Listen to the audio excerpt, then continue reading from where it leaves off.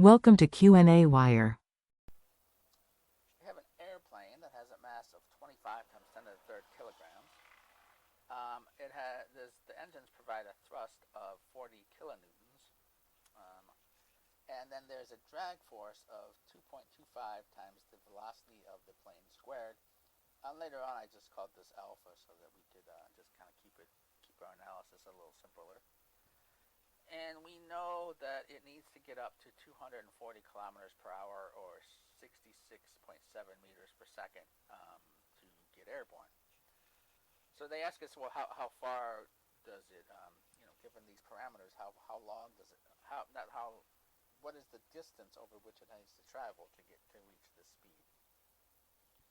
So our free body diagram, I guess I didn't really draw it here because it's kind of trivial. We have the thrust, pushing it this way, drag, getting it back that way. So we have, this is T, this is D. So we have T minus D equals the mass times acceleration. And we can write the acceleration as V times dV dx.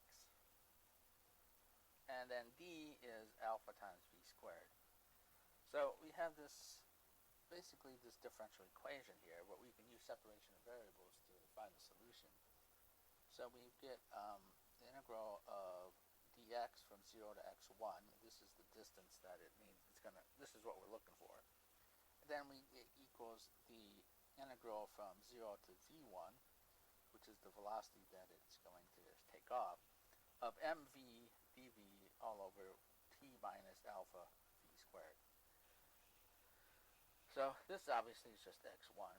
And then I didn't go through all the details of integrating this. You can use, substitution, a variable substitution to get it fairly easily.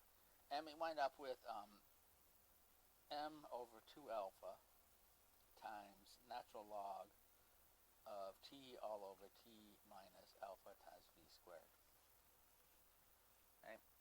So let's see here. We know everything here.